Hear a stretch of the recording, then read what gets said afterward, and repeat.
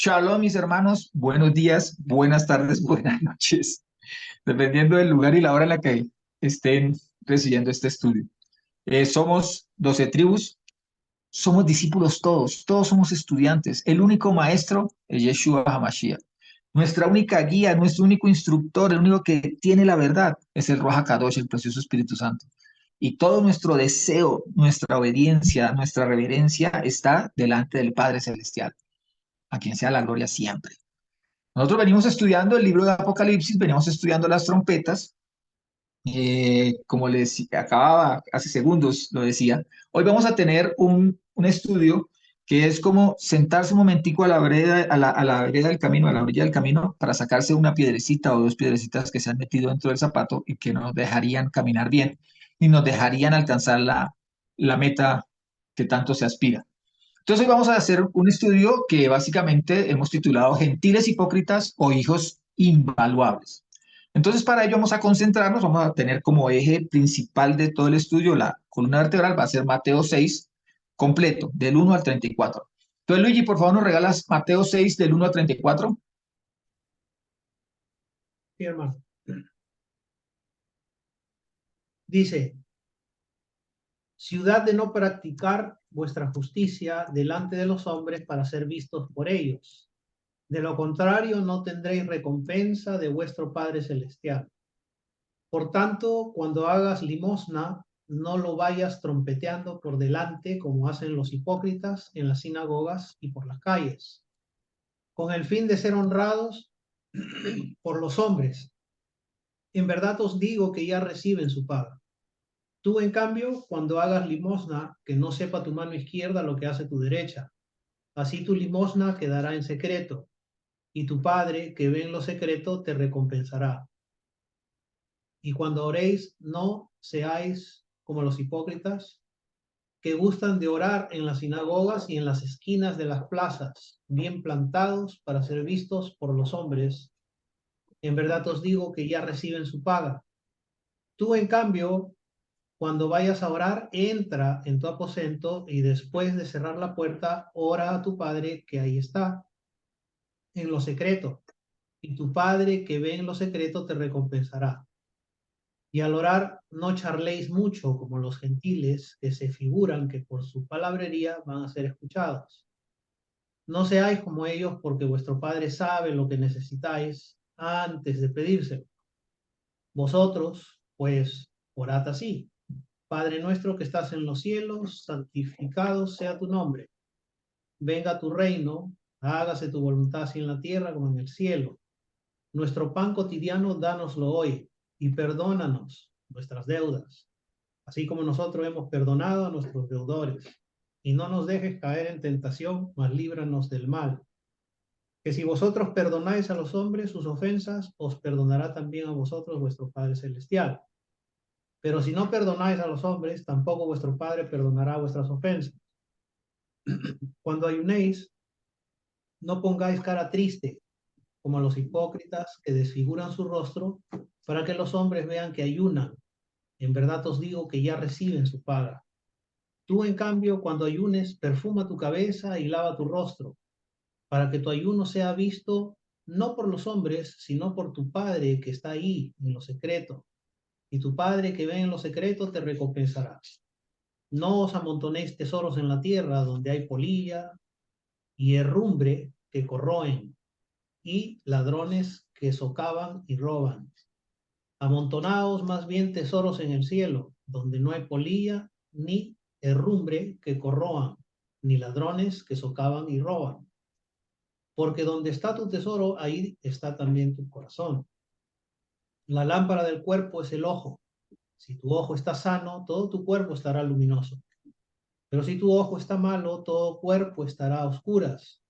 Y si la luz que hay en ti es oscuridad, ¿qué oscuridad habrá? Nadie puede servir a dos señores, porque aborrecerá a uno y amará al otro, o bien se entregará a uno y despreciará al otro. No podéis servir a Dios y al dinero. Por eso os digo, no andéis preocupados por vuestra vida, qué comeréis, ni por vuestro cuerpo, con qué os vestiréis. ¿No vale más la vida que el alimento y el cuerpo más que el vestido?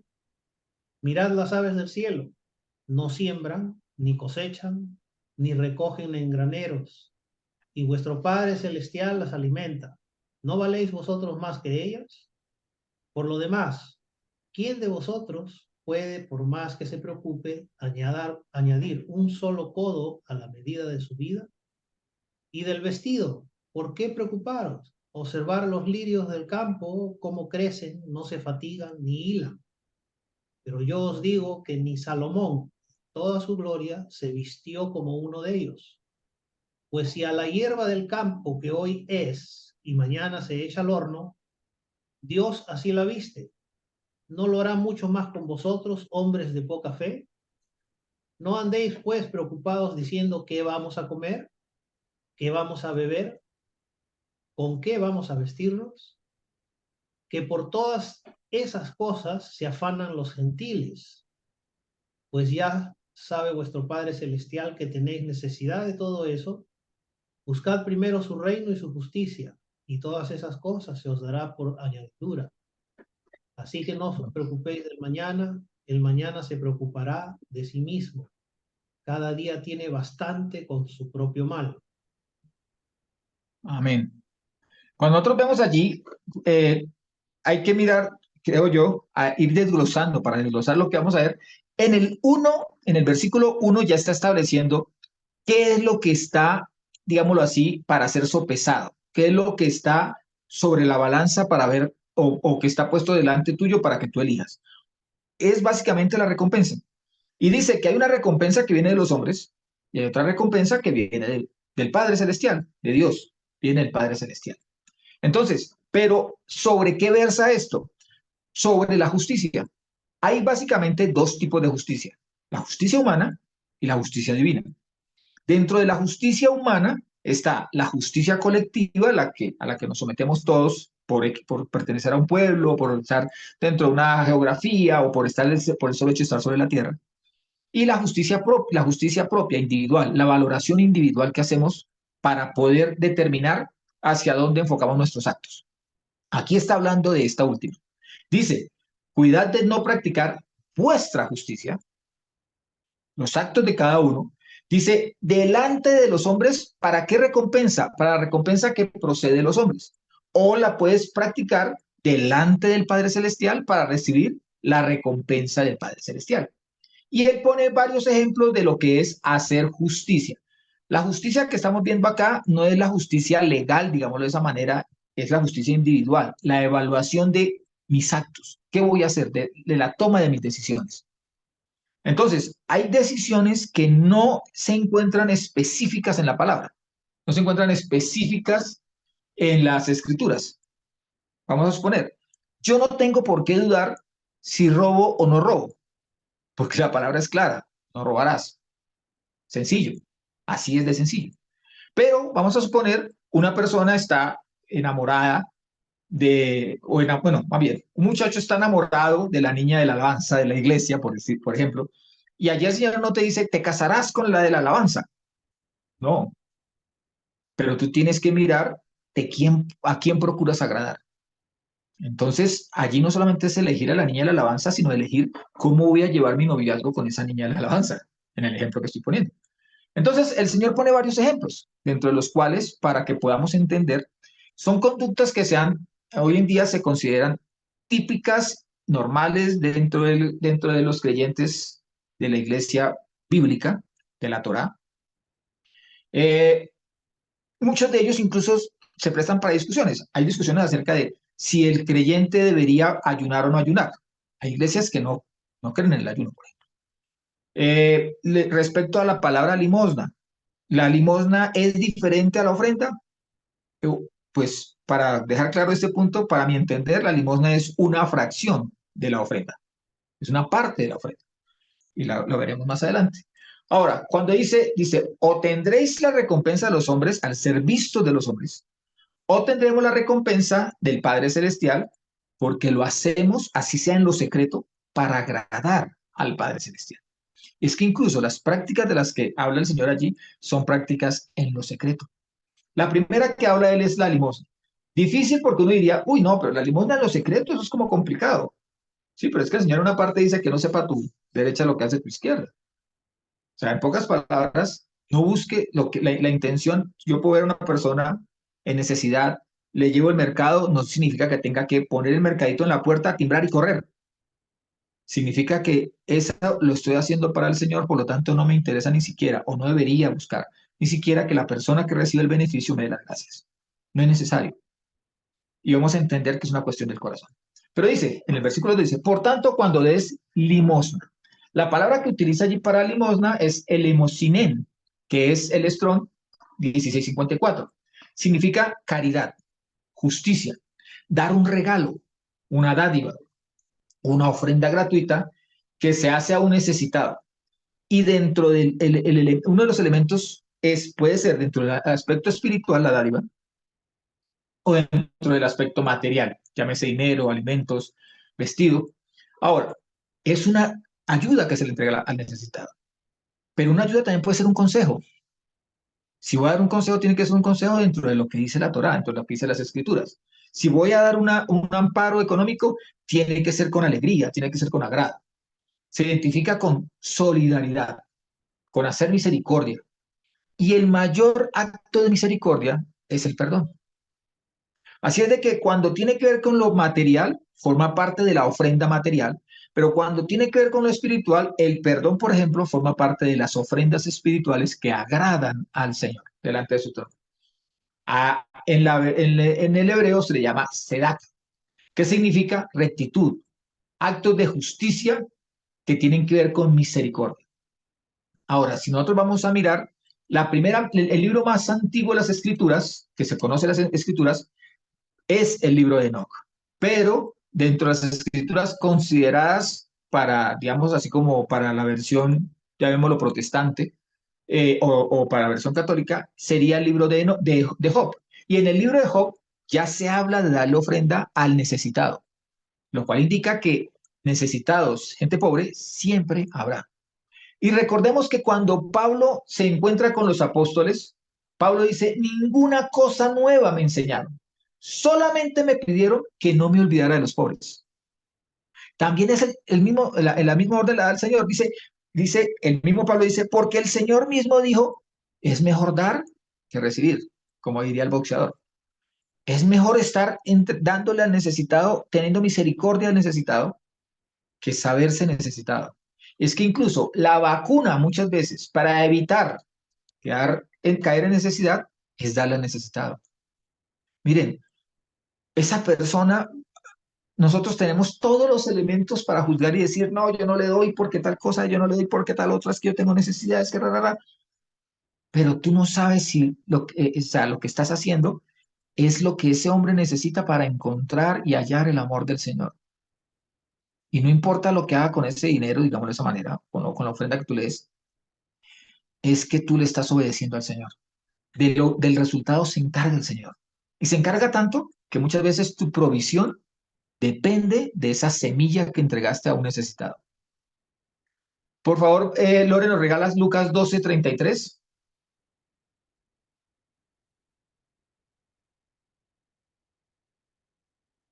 Lucas 12:33.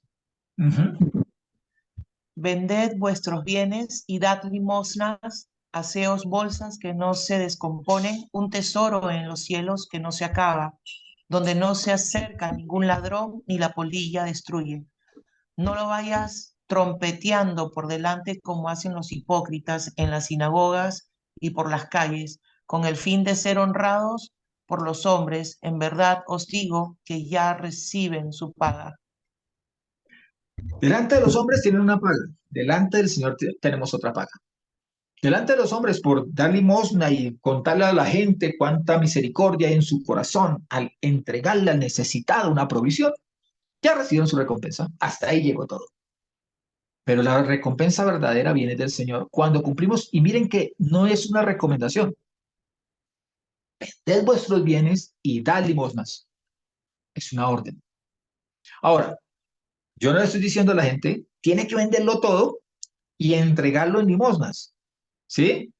El Señor lo que está diciendo allí es, Deben tener el corazón dispuesto a desprenderse de todo con tal de hacerse un tesoro en el reino celestial, en el reino espiritual. ¿Por qué tenemos que hacerlo? Porque aquí vamos de tránsito. En el reino celestial estaremos por la eternidad.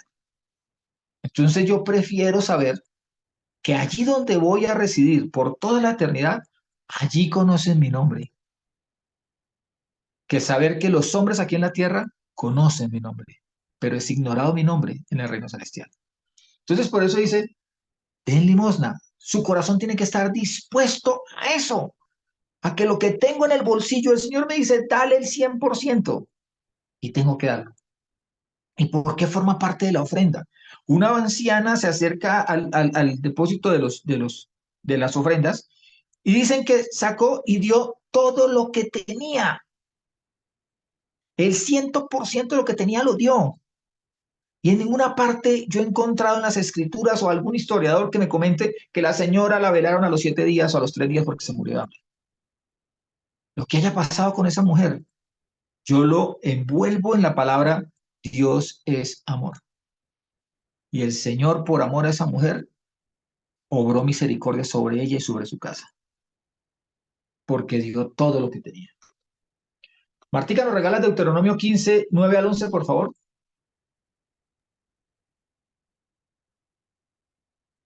Cuida de no abrigar en tu corazón estos perversos pensamientos.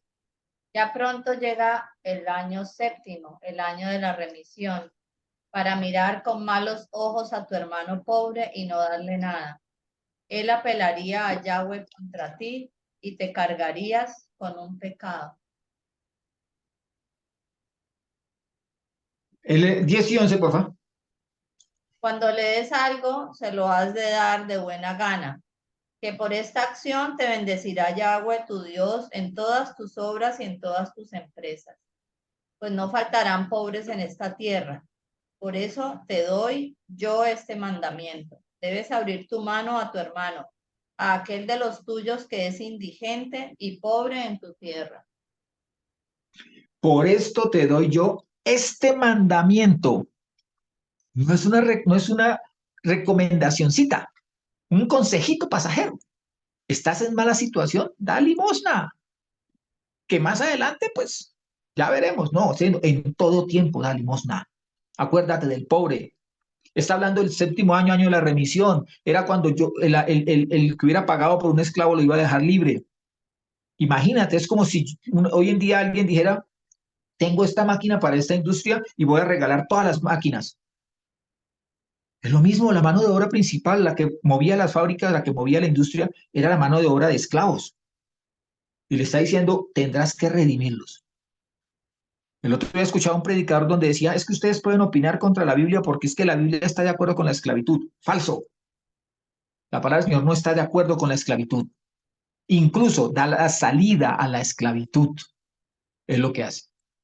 Entonces, dice, cuando habla de limosna, dice, tú en cambio, cuando hagas limosna, que no sepa tu mano izquierda lo que hace tu derecha. Y luego dice, ¿cuál es el resultado? Dice, así tu limosna quedará en secreto. ¿Sí ven?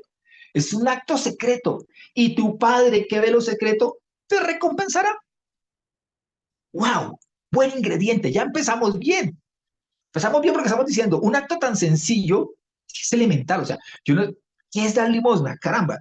¿Cuánta teología tengo que dar acá para que la gente entienda que hay que darle al necesitado? ¿Qué tanto? Entonces el Señor la está poniendo sencilla. Sácala de jonrón, te la estoy enviando lenta. ¡Pah! Gánala. Ahora, en el 6, ¿qué dice? Otro acto de justicia propia, de justicia individual, sería más bien la palabra. Cuando oréis, no seáis como los hipócritas. Está sentando de una vez la base de, si usted lo hace para los hombres, ¿cómo lo llama el Señor? Lo llama hipócrita. ¿Cómo lo llama el Señor cuando alguien hace algo simplemente para ser visto de los hombres? Lo llama hipócritas. Y los hipócritas, empecemos, no tendrán entrada, no tendrán cabida al reino celestial. Sigamos con, ¿quién es hipócrita? Hipócrita es aquel que no vive lo que dice que le alimenta, lo que dice que son sus principios de vida. Eso es un hipócrita. Ejemplo sencillísimo. La persona llega a saludar a la otra y le da el besito en la mejilla y hola, ¿cómo estás? Y por dentro todos que ojalá estuvieran muertos. ¿Sí? Actúo diferente a lo que hay en mi corazón. Eso es un hipócrita. Que gustan de orar en las sinagogas. En los templos. Pongámosle, quitémosle ¿cómo le llamaríamos? Ese odio hacia el judío. Para hablar de sinagoga, ya hablemos de templos, hablemos de iglesias, hablemos de congregación, hablemos de reunión casera, todo este tipo de cosas que se dan dentro del ejercicio de la vida de doctrina, de cumplimiento de la doctrina. Que gustan de orar en las sinagogas y en las esquinas de las plazas, dentro y fuera de la catedral, digamos de esa manera. Bien plantados para ser vistos de los hombres. En verdad os digo que ya reciben su paga. ¿Cuál es la paga que reciben? Que fueron vistos por los hombres, aplaudidos por los hombres. Que incluso la mamá le dijo al niño, aprenda del Señor, que el Señor sí le da, sí ora. Mira cómo ora de bonito. ¿Mm? Dice, tú en cambio, o sea, contrario al hipócrita, cuando vayas a orar, entra en tu aposento. Primera invitación. Tengamos un sitio en el cual nos encontremos con el Señor. Así sea el baño, pero que haya un lugar donde nos encontremos con el Señor. Donde tengamos ese momento y ese lugar apartado solamente para hablar con Él. Y después de cerrar la puerta, la puerta, ora a quién, a tu Padre. No ores para ti, no ores en tu egoísmo, no ores en tu religiosidad. Abre tu corazón y habla con el Padre. ¿Nos equivocaremos muchas veces al orar? Sí, nos podemos equivocar al orar.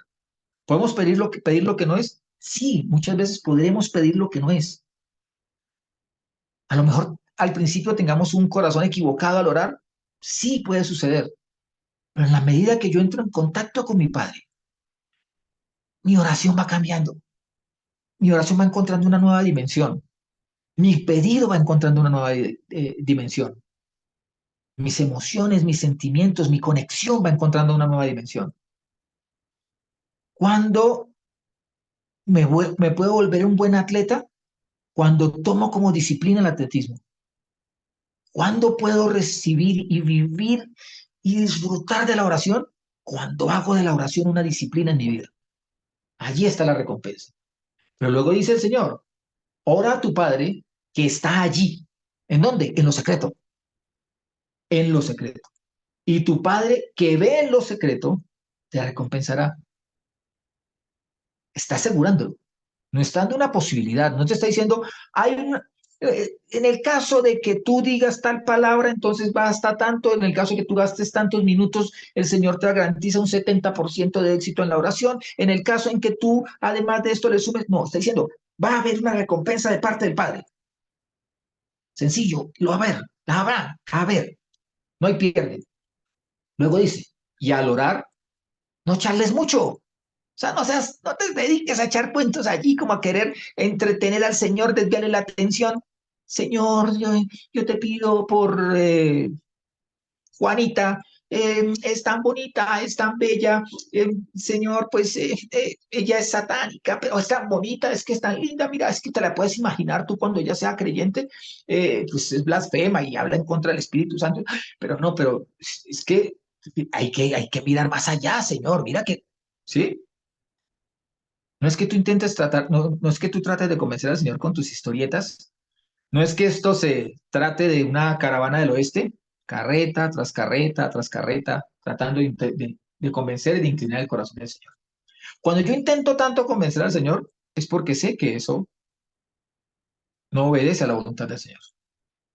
En cambio, cuando sé que oro por un enfermo, porque conozco que el Señor, su deseo es sanar al enfermo, pues no lo dudo, no intento convencerlo, no intento darle tanta vuelta. Por eso un elemento central de la oración es que tú reconozcas, como un elemento de alimentar tu fe, reconozcas quién es el Señor. Por eso él mismo dice, no seáis como ellos porque vuestro Padre Celestial sabe lo que necesitáis antes de pedírselo. O sea, ¿sobre qué es lo que no hay tanta carreta o tanto cuento, o tanta historieta? Es sobre lo que voy a pedir. Pero me puedo extender y puedo disfrutar de la oración diciéndole al Señor quién es el Señor para mí, quién es el Señor en las Escrituras, identificándolo como mi papá, alguien a quien conozco en la intimidad, alguien con quien tengo la confianza. Esa es la parte en la que me puedo extender durante horas. Las necesidades, no necesito convencer al Señor de que, por ejemplo, que sane a alguien, algún familiar, porque conozco el buen corazón del Señor y conozco su buena palabra, sus buenas promesas. Allí se fundamenta mi oración. Ahora dice, cuando oremos, cuando estemos en oración, vosotros pues orad así. Padre nuestro, no nos vamos a detener allí porque creo que existe todo el contenido de literatura habido y por haber sobre la oración del Padre nuestro. Padre nuestro que estás en los cielos, santificado sea tu nombre. Venga tu reino, hágase tu voluntad así en la tierra como en el cielo.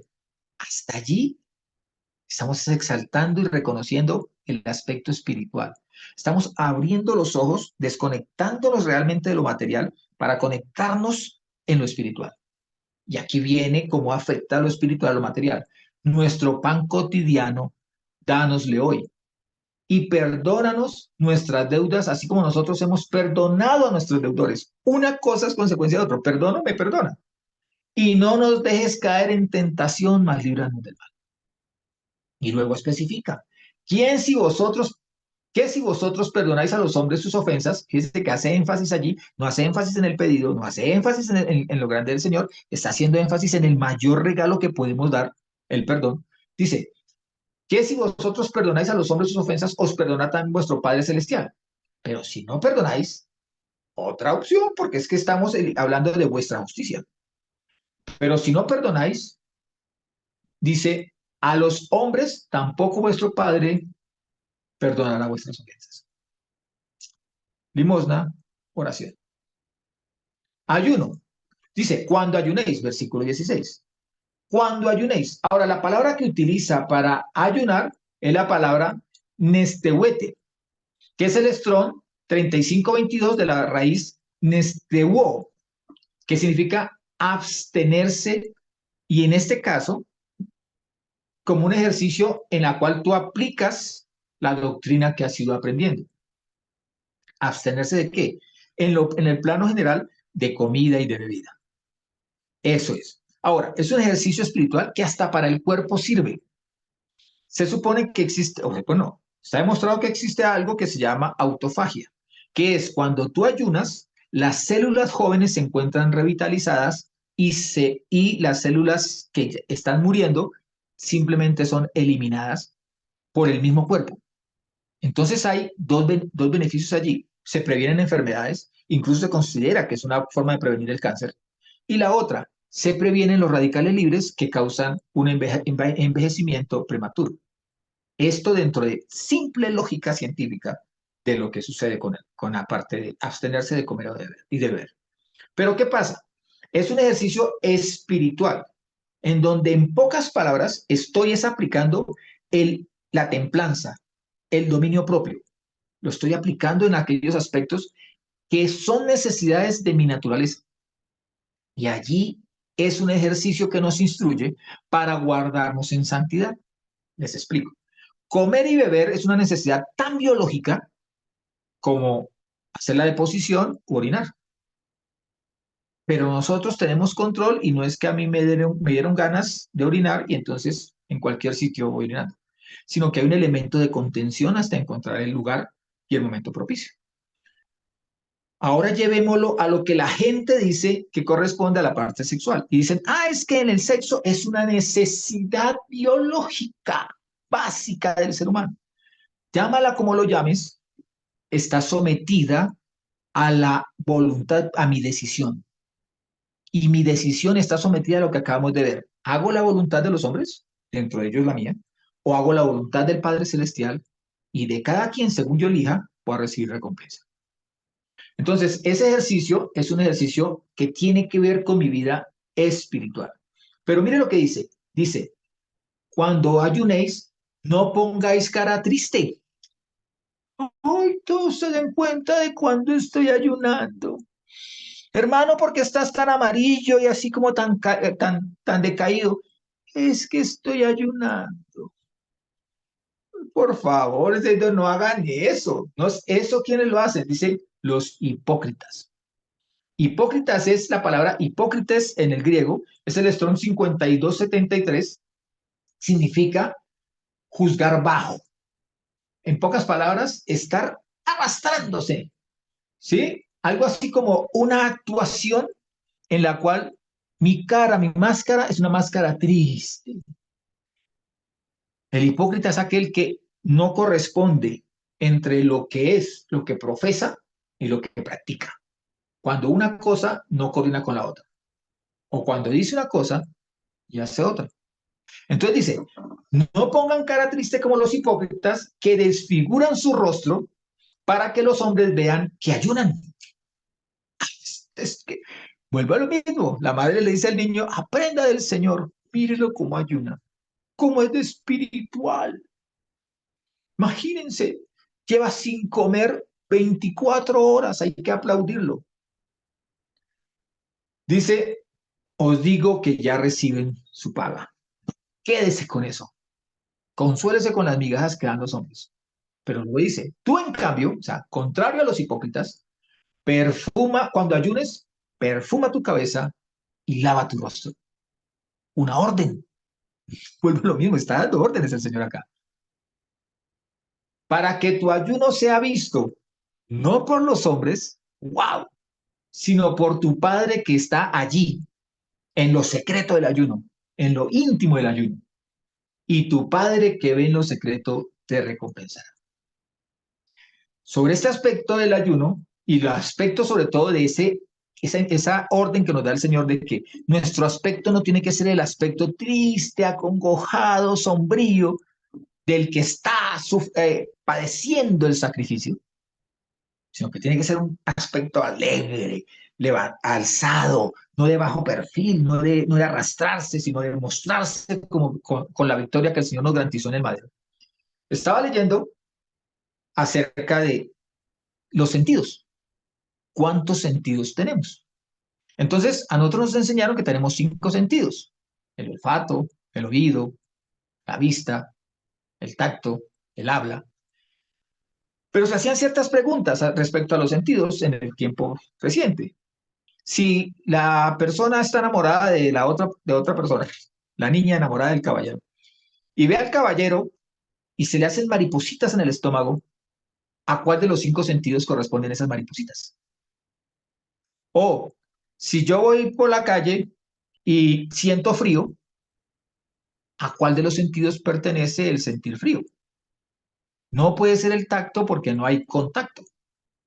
Entonces, ¿qué es lo que hace esto? Entonces, veía que hay posibilidades de que sean 5, 7 o 21 sentidos. Realmente serían, según las nuevas descripción que hacen los científicos, serían 21 sentidos que se pueden reducir a 7. Además de los 5, existen 2 más. Dice la BBC, en una noticia de la BBC, que una neuropsiquiatra llamada Nazaret Castellanos le preguntaron, ¿cómo influye en el cerebro? Igual, esto es larguito de leer, pero quiero ir resumiendo las cosas. Dice, ¿cómo influye en el cerebro la postura y la expresión del rostro? ¿Cuál es el poder de una sonrisa? Le preguntan a ella. Dice, ¿y qué hacer para aprender a escuchar los susurros del cuerpo? Lo importante es entender que ahora la neurociencia reconoce que tenemos 7 sentidos. Y ella dice, en la escuela siempre nos han enseñado que tenemos 5, el olfato, la vista, el oído, el tacto y el gusto. ¿Qué son los sentidos exterocepción? De esterocepción, o sea, de percibir lo que hay afuera hacia adentro. Pero ¿qué pasa con lo de adentro y qué pasa con lo de adentro hacia afuera? Son los sentidos que faltan. Entonces dice, ahora la neurociencia ha dicho que desde hace como unos 5 años hay que ampliar este número. Y hay que involucrar dentro de los 5 de la esterocepción, que son los menos importantes, hay que también hablar de la interocepción. es la información que le llega al cerebro de lo que sucede dentro del organismo. Lo que yo decía, las mariposas, o cuando, uy, es que tengo como un dolorcito aquí en el pecho, o es que me duele el hueso, no sé qué, esa información que le llega. Esa se llama interocepción. Y la otra, el número 7, sería el sentido de la propiocepción, la información que le llega al cerebro de cómo está mi cuerpo. Entonces, en cuanto a lo que dicen sobre la propiocepción, es donde entra a tener que ver, hicieron un experimento en el cual cogieron a un grupo de personas y les dieron un lápiz, un lapicero, y les dijeron, métaselo en la boca, ¿m? En la boca, hasta atrás, de tal manera que exhiba los dientes. Y los pusieron a ver unas palabras, simples palabras, o unas imágenes, y las personas las recibían con alegría, porque ya el cuerpo tenía la forma de la risa, entonces la recibía con esa alegría. Pero luego hicieron otro experimento. Pusieron a la gente a que se parara frente a un espejo y antes de leer y durante la lectura hicieran mala cara, pusieran el ceño. Y cuando leyeron las mismas palabras, su ánimo decayó, siendo las mismas palabras que tiempo atrás les habían producido alegría. Entonces decían, lo que hace este tipo de propiocepción es que nos indica el cerebro tiene unas conductas, unos protocolos, digamos así, que son inviolables para el cerebro. Entonces el cerebro recibe la información de que el rostro está sonriendo, para él significa que el rostro está alegre, por lo tanto va a ver la vida y va a analizar las cosas con alegría. Pero si las analiza con rostro demudado, triste, caído, incluso si le dicen, ah, buenas noticias señora, acaba de nacer su hijo y es un varoncito o es una niñita y nació completamente sana, su congoja la lleva a pensar que ¿y ahora con qué la alimento? Y cuando llore la niña en la noche, y si yo ese día tengo dolor de cabeza, y cuando me toca ir a trabajar, y entonces lo que son unas buenas noticias terminan siendo para esa persona algo negativo. Por eso el Señor está diciéndonos acá, el rostro, por favor, el rostro tiene que relucir, el rostro tiene que estar feliz, tiene que mostrar alegría. Y es que además es lógico, yo con el ayuno realmente no estoy torciéndole la voluntad al Padre ni le estoy cambiando la voluntad al Padre, por el contrario, me estoy regocijando en su voluntad. Y si su plan, su palabra es buena, ¿por qué poner cara triste? Ah, porque quiero impresionar a los hombres. Pues de los hombres voy a recibir recompensa. Pero la recompensa del Padre, ¿dónde queda? Yo tengo que buscar esa agradar al Padre. Y para resumirles todo lo que esta mujer también dice, le preguntan acerca de, y la postura del cuerpo. Entonces ella dice, la postura del cuerpo es tan importante, que hicieron un experimento similar en el cual a unas personas las pusieron a escribir en un computador y la mesa estaba mucho más abajo de lo que estaba o sea, tenían que mirar de arriba hacia abajo, agacharse, casi hay que agacharse. Y las personas empezaron a entrar en una rutina de congoja, de tristeza, porque su cuerpo le habla al cerebro. Miren, se descubrió, por ejemplo, que el corazón le envía 7 veces más información y órdenes al cerebro que las órdenes que el cerebro y la información que el cerebro le pueda transmitir al corazón. Increíble, pero la misma ciencia está descubriendo algo que aquí lo está diciendo el Señor hace 2000 años. Demuden el rostro, pónganse bonitos, marquen diferencia, muéstrenle al mundo que tenemos una postura de confianza en el Señor. Y dice el Señor, mire cómo lo que dice, erguíos, y más cuando veáis que aquel tiempo se acerca. ¿Por qué? Porque también está más cerca vuestra salvación que cuando creísteis. Hay motivo. Se acerca, ya estamos entrando en la gran tribulación. Pero ¿cuál es la invitación del Señor? A que vivamos la gran tribulación como, ay, no, me ganaron, ay, no, es que me van a cortar la cabeza, ay, no, es que para qué me pongo a comprar, a vestir bonito, a vivir bonito, si al fin y al cabo, pues como creyente me van a perseguir. No, estoy diciendo, miren, en un ayuno, cuando usted tenga que ayunar, guardarse de la palabra, de la comida y de la bebida para guardarse en la palabra, es un tiempo de regocijo, es un tiempo de alegría. Aquellos que piensan en muchas iglesias que no hay que orar, que no hay que ayunar, perdón, el Señor no está diciendo eso. Por el contrario, te está programando y te está diciendo, mire, cuando ayunen, háganlo de tal manera.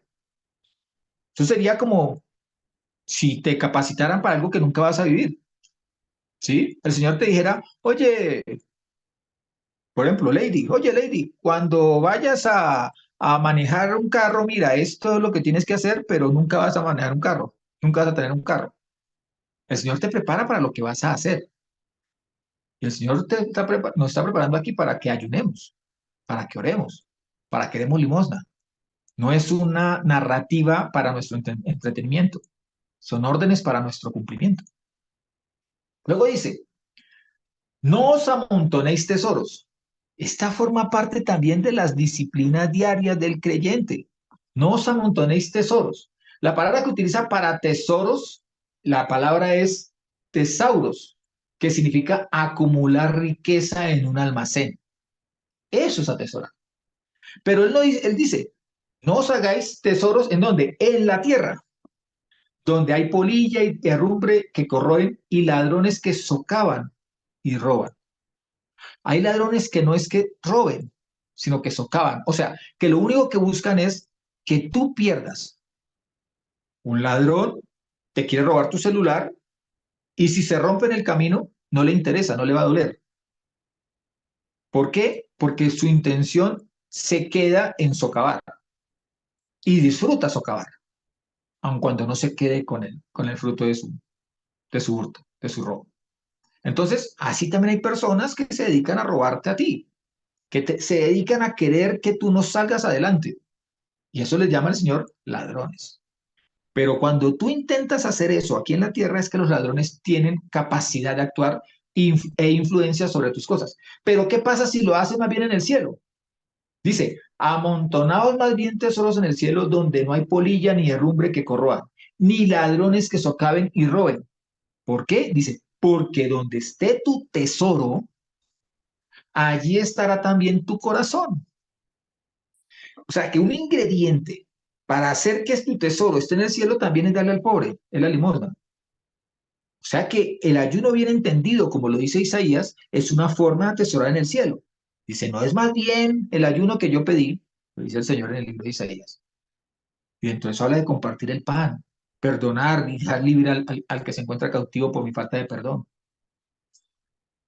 Donde esté tu corazón, donde esté tu tesoro, allí está también tu corazón.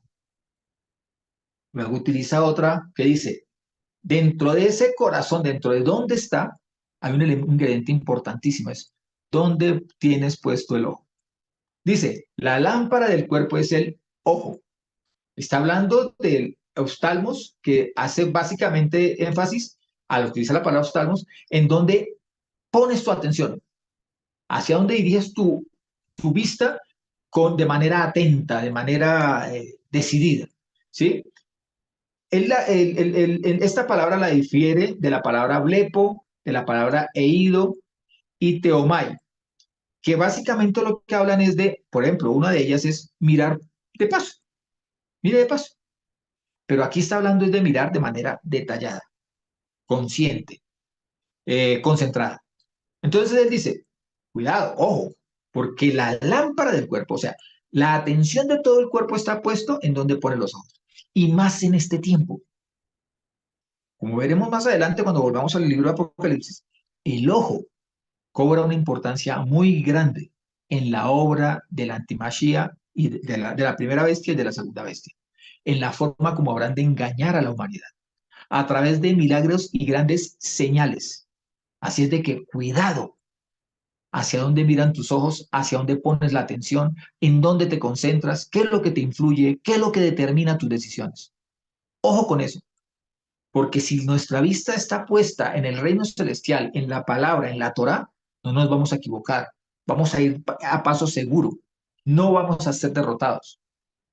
No, si por el contrario, nos dejamos arrastrar por lo que dice el mundo, por las tendencias mundanas, por la inclinación que muchas veces se disfraza incluso como doctrina, no teniendo en cuenta que uno de los ingredientes de la segunda bestia se llama falso profeta. Entonces, cuidado en dónde ponemos nuestro ojo, porque él dice, si tu ojo es sano, continuando con lo del ojo, todo tu cuerpo es luminoso. Si tu ojo tiene una fuente sana, todo tu cuerpo tiene una fuente sana. Hace mucho rato en mi país, en Colombia, había una publicidad de una avena y siempre la cito, que decía, tú no eres lo que te pones, sino lo que te alimenta. Tú no eres lo que aparentas por fuera, sino lo que eres por dentro. Y si lo que hay por dentro no está en concordancia con lo que hay por fuera, entonces se llama hipocresía. Todos los valores, todas las cánones de medida que influyan en mi vida deben tener una base en la Torá, en el conocimiento del Padre, en la voluntad y en el corazón del Padre, no en lo que digan los hombres, ni siquiera en lo que yo llegue a opinar. Miren, nadie tiene una opinión propia, nadie. Tenemos opiniones influenciadas por los medios de comunicación, influenciadas por las mayorías, influenciadas por un amigo, influenciadas por la mamá, influenciadas por el pueblo en el que me rodeo, influenciadas por canciones, influenciadas. ¿Mm? Pero la influencia mayor, la que debe determinar mi éxito, mi fracaso, de quién recibo la recompensa, es si sigo la Torá o no sigo la Torá. Si mis ojos están puestos en la Torá, le garantizo la recompensa del Señor. Luego dice, y si la luz que hay en ti es oscuridad, ¿qué oscuridad habrá? ¿Qué oscuridad habrá? Está diciendo, si usted que se cree que está en la luz, realmente vive la oscuridad, entonces, ¿cuánta oscuridad hay para poder engañar a aquel que se cree que anda en la luz? Una oscuridad todavía mayor que la de cualquier otro. ¿Ve? Ahora, sigue diciendo, para aclarar que la base inicial con la cual el Señor empieza su reflexión es cuando dice en el 1, que nos dice, cuidad de no practicar vuestra justicia delante de los hombres para ser visto de ellos. De lo contrario, no tendréis recompensa de, de vuestro Padre Celestial. Ahora nos quiere decir en dónde podemos ver con manera más clara, más diáfana, con mayor claridad, si estamos apuntándoles a hacer nuestra justicia delante de los hombres para agradar a los hombres, o si la estamos haciendo delante del Padre para agradar al Padre y recibir recompensa del mundo si seguimos al mundo o del Padre si seguimos al Padre. Y en el 24 dice, nadie puede servir a dos señores, porque aborrecerá a uno y amará al otro, o se entregará a uno y despreciará al otro. No podéis servir a Dios y al dinero. También ha sido traducido como no podéis servir a Dios y a Mamona. ¿Por qué Mamona? La palabra original en el griego es Mamona, que es el 31:26. Este término significaba el tesoro en el que uno confía. No solamente era el nombre de un dios, del dios Mamón, era la actitud de cualquier dios, cualquiera que sea, del nombre que se le quiera llamar, en el cual yo fundo mi confianza. Entonces, ¿de quién es la cosecha? Ah, no, es que es el dios de la lluvia el que hace la cosecha. Entonces yo confío en ese dios. Ah, ¿de quién fue la sanidad de tal persona? No, es que esa sanidad fue hecha por el hermano tal que oró, impuso las manos y es que el hermano tiene el poder. ¿Eh? Estoy confiando, estoy depositando mi tesoro en él. O lo que pasa en muchas ocasiones, que por más que leo, miren, yo he visto, y no lo estoy contando por experiencia ajena, sino porque lo he visto, o sea, porque me han contado, sino porque lo vi, en el cual la palabra del Señor van leyéndola y dice algo y el predicador lo leyó de otra manera y la gente se quedó con lo que el predicador dijo y no como con lo que decía la palabra. Un reto que yo le pongo a mucha gente, le digo es, ¿quién es el enemigo? Entonces me dicen, Satanás. ¿Y por qué? ¿Quién es el ladrón? Perdón. Me dicen, Satanás. ¿Y por qué es el ladrón? Ah, porque es que Juan 10:10 dice, el ladrón vino para hurtar, matar y destruir. Sí, pero ¿dónde lo puede relacionar con Satanás? Léelo el contexto de Juan 8 y te darás cuenta que está hablando de los falsos profetas, los falsos predicadores, los que adulteran la palabra, el asalariado, no el pastor, no el verdadero pastor. Pero la gente sigue creyendo eso. ¿Por qué? Porque así le enseñaron desde allá. Y lo pueden leer y los puedes llevar a que la lean. Y empiezan como una resistencia al cambio. ¡Uy, pero qué cosa tan dura! ¿Por qué? Porque por costumbre han depositado toda su confianza y han atesorado toda su confianza en eso que se les ha enseñado. Pero aquí el Señor dice, ustedes tienen un solo Señor uno solo a quien amar, uno solo a quien servir, uno solo a quien adorar. Y su nombre es el Padre Celestial. Jehová o Yahvé, Yod-Heh-Vah-Heh. Ahora dice, por eso os digo, en consecuencia de todo lo anterior, os digo, no andéis preocupados. O sea, cuando yo empiezo a descubrir que todo este tipo de cosas me abren ese panorama espiritual y que cada cosa que yo hago, cada juicio que yo hago, cada acto que yo ejecuto para agradar al Padre me trae recompensa del Padre, miren lo que pasa. En consecuencia, no andéis preocupados por vuestra vida, qué comeréis, ni por vuestro cuerpo, qué os vestiréis. ¿No vale más la vida? ¡Wow! Cuando está en las manos del Señor, hay verdadera vida. Entonces, vale más la vida que el alimento. ¿No vale el cuerpo más que el vestido? Y empieza a ponernos ejemplos. Mirad las aves del cielo. En pocas palabras. Señores, ¿quieren ejemplos? Miren, fijen sus ojos en. ¿Quieren entender la magnitud del Padre Celestial? Díganme cuántos miles de millones y cuántos millones de aves hay sobre los cielos. Y de todas ellas, dice el Señor, de todas ellas, que ni siembran, ni cosechan, ni recogen en graneros, vuestro Padre Celestial las alimenta. ¿No valéis vosotros más que ellas? ¡Wow! O sea que mi alimento, mi mercado, mi provisión, no depende de cuánto dinero tengo en el banco, ni cuánto tengo en el bolsillo, ni de dónde, ni cuán próspero es mi negocio, o de cuánto corresponde mi salario. Nada de eso. Porque las aves no tienen nada de eso. Díganme, ¿cuándo han visto ustedes una gallina con bolsillos? Nunca. Y yo he desplumado varias y nunca les he visto bolsillo. ¿Cuántas veces ustedes han visto una vaca con chequera? Nunca. Entonces, ¿por qué no confiar en que las aves que no tienen, no trabajan, no siembran, no cosechan, pero saben, tienen la certeza de que hay una provisión? Esa es la característica también de la humildad. Cuando yo hago lo de Juan cuando decía que tú crezcas para que yo mengue, pero las relaciones yo menguo para que tú crezcas. Señor, el Señor es grande, hacedor de maravillas. No hay nada imposible para Él. ¿Cuál es el mejor negocio que yo puedo hacer? Humillarme ante su presencia, depender enteramente de Él, regocijarme en su voluntad, creerle a su palabra, confiar en su plan. Es el mejor negocio que yo puedo hacer.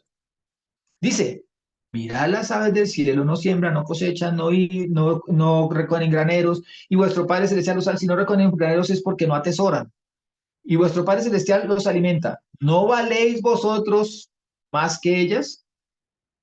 ¿No valen ustedes, no vale su cuerpo más que su alimento? ¿No vale más su vida que el pensar en qué comeremos? Por lo demás, ¿quién de vosotros puede? La palabra ya es puede. ¿Quién tiene la capacidad de hacerlo? ¿Quién de vosotros puede, por más que se preocupe, añadir un solo codo a la medida de su vida? Y del vestido, a pesar de la comida, hablemos del vestido. ¿Y del vestido por qué os preocupáis? Observad los lirios del campo. ¿Estás preocupado por tu vestido? Asómate a la calle. Mira ese pastico que está ahí y míralo cómo reluce de verde, lo lindo que reluce de verde, cómo se hiergue de dentro de la tierra, saliendo de la tierra. Cómo es de lindo cuando florece. Puedes pasar por el jardín de tu vecino si es que no tienes jardín y vas a ver unas bellas flores allí. Cuánto color tan hermoso que hay allí, cuánta armonía, cuánto diseño hay en esa flor. Y dice, observad los lirios del campo, cómo crecen. No se fatigan, no hilan. No es que le regalaron un pedacito de tela para que se tejieran lo que son.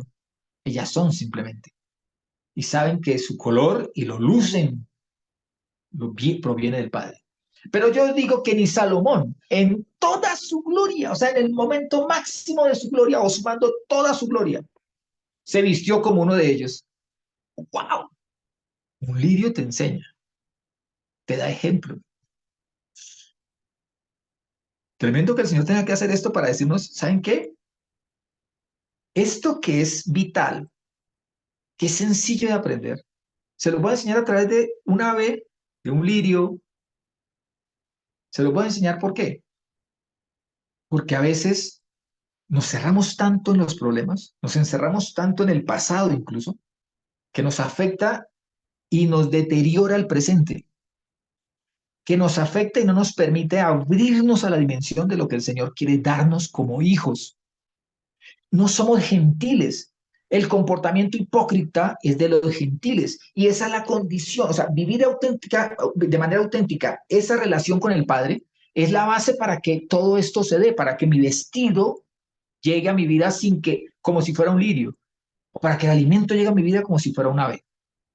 Saber que proviene de la mano del Señor y no depende de mí, depende de Él. Yo dependo de Él. Gracias, Señor, porque dependo de ti.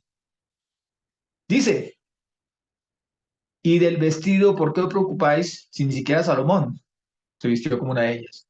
Pues si la hierba del campo, que hoy es y mañana se echa al horno, o sea, mañana desaparece, se seca, el Padre Yod-Heh-Vah-Heh así la viste, ¿no lo hará mucho más con vosotros, hombres de poca fe? O sea, aquí no está retando el Señor a las personas que tienen una fe maravillosa, de grandes dimensiones, que es capaz de cambiar la tormenta, de tener la mar, a cambiar las circunstancias. Está diciendo, esta es la fe diaria, la fe básica, la fe que tú necesitas y que yo ya he provisto para que tengas una vida diaria maravillosa, de bendición. Hombres de poca fe. No andéis pues preocupados diciendo qué vamos a comer, qué vamos a beber, con qué vamos a vestirnos. El caos. No, que por todas esas cosas se afanan ¿quiénes? Los gentiles. Es para ellos, los que viven desconectados del Padre, los que viven interesados en lo que opinen los hombres, los que les interesa más cómo se mueve la bolsa de valores que cómo se está moviendo el Señor en este tiempo, en la vida nuestra y en la vida de sus hijos. Que despiertan en la mañana pensando, uy, ¿cómo voy a hacer para conseguir tal trabajo? En lugar de despertarnos en la mañana a exaltar y glorificar y a declarar la grandeza de nuestro Padre Celestial. Él está diciendo que eso lo hacen ¿quiénes? Los gentiles. Es para ellos eso. Pues ya sabe vuestro Padre Celestial que tenéis necesidad de todo esto. Si en algo estamos de acuerdo con el Señor, es que nosotros conocemos nuestras necesidades y el Señor las conoce mejor todavía. Muchas veces hay personas que dicen, no, es que mi necesidad es esta. Pero la realidad es que el Señor necesita solucionar una etapa anterior a eso para que realmente llegues a resolver ese asunto que tú tienes. Entonces hay personas que dicen, por ejemplo, no, es que mi problema es la soledad, mi problema es que no consigo a alguien. No, tu problema es que no has dejado que el Señor sane tu corazón, no has dejado que el Señor te revele el valor, el invaluable precio que pagó por ti. No has dejado que el Señor te llene con su palabra. Porque una vez seas lleno de su palabra, de sus promesas, ahí sí vas a darte cuenta que además de que no necesitas a alguien, cuando ese alguien aparece, va a ser de bendición. Y tú vas a ser de bendición para ese alguien, por poner un ejemplo. Luego dice, buscad primero su reino y su justicia. Busquemos agradar primero al Padre. Busquemos confiar en sus promesas. Regocijémonos en cumplir, en hacer su voluntad. Regocijémonos en eso. Y todas estas cosas se os darán por añadidura. Y miren el resultado, dice, así que, no os preocupéis del mañana. El mañana se preocupará de sí mismo. En otras traducciones dicen, cada día traerá su propio afán. Cada día tiene bastante con su propio mal. Cada día tiene bastante con las circunstancias difíciles a las cuales tenemos que afrontar. Ahora, circunstancias, la dificultad de una circunstancia depende de cada uno, de la justicia individual. Si yo le digo a alguien, oye, es que me faltan $100 y estoy desesperado por $100, ese alguien puede decir, $100, eso no es nada, hermano. Yo tengo problemas de 500 millones de dólares. Eso sí es problema. ¿Ven? Entonces uno dice, ¿qué es y qué puede ser mal, es proporcional, es individual, pero aún así el Señor conoce cómo evitar que ese día malo te acongoje, te arrastre, te destruya. Y más aún cuando todo el diario vivir, ese diario enfocarnos en el Padre, es el ejercicio que requerimos para poder pasar aquello que ha sido llamado bíblicamente como la gran tribulación. Es un hecho que el cristiano está puesto sobre esta tierra no para agradar a los hombres, sino para agradar al Padre. Y cuando tú agradas al Padre, sin importar los hombres en su egoísmo, en su mundanalidad, en su materialismo y hasta en su influencia satánica, tienden a venirse contra aquel que es recto, que vive la palabra, que es santo. Si tú eres aceptado en todas las comunidades, preocúpate, porque entonces no estás andando en santidad. Algo está pasando cuando no hay nadie que se sienta como movido por tus palabras y por tu actuar. Ahí hay algo que corregir. Porque si andando entre el mundo me camuflo con los del mundo, ¿dónde queda mi comportamiento, mi carácter, mi temple de hijo de Dios? No existe.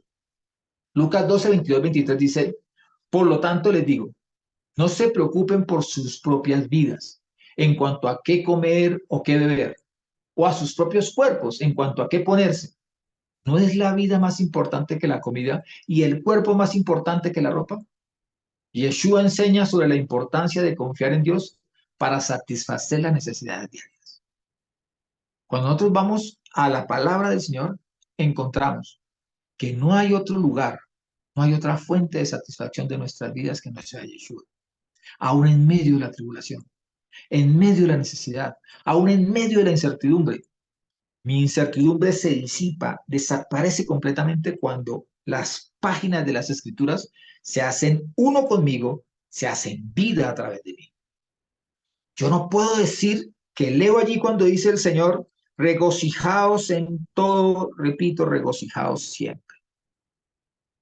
Cuando en mi vida, ante la menor circunstancia, me acongojo, me echo a perder, me pongo triste, me menosprecio a mí mismo. Cuando confieso palabras que no están conforme a la palabra del Señor. Si yo dependo de los hombres, entonces, si me dijeron feo, entonces soy tan feo. Ay, no, se me acabó la vida porque me dijeron feo. Cuando el Señor dice, a mis ojos fuiste de alto precio.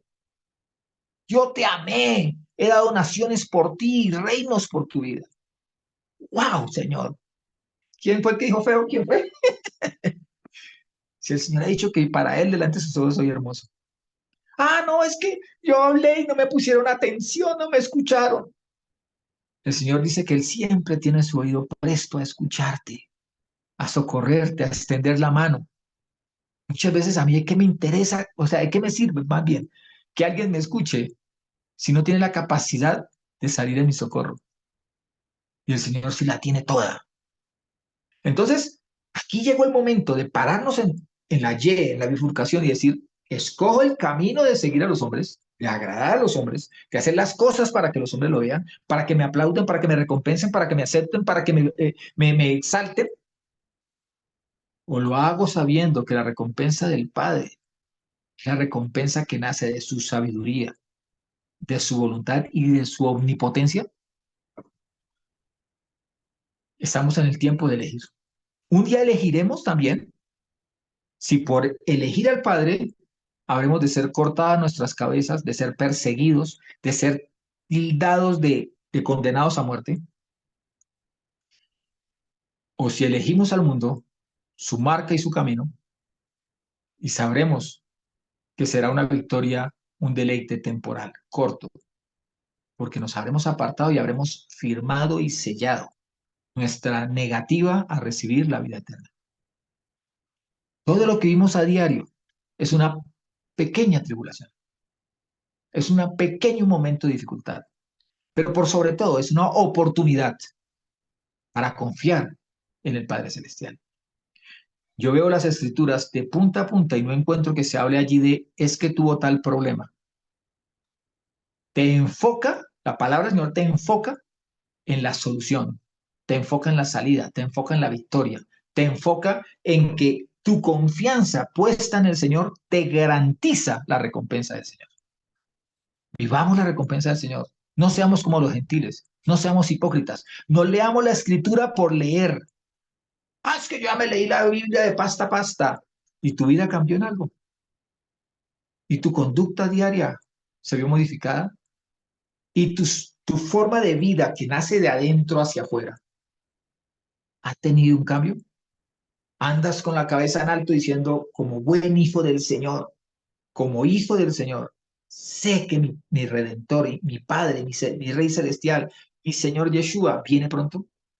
Y por eso puedo enseñar a los demás que tengo una esperanza segura de vida eterna. Este es lo que decíamos desde el comienzo, era sentarnos al ladito del camino para sacarnos las piedrecitas del zapato. Podemos seguir adelante cuando las piedrecitas ya no estorben, no incomoden nuestro caminar. Shalom, mis hermanos, bendiciones. Shalom, hasta la próxima.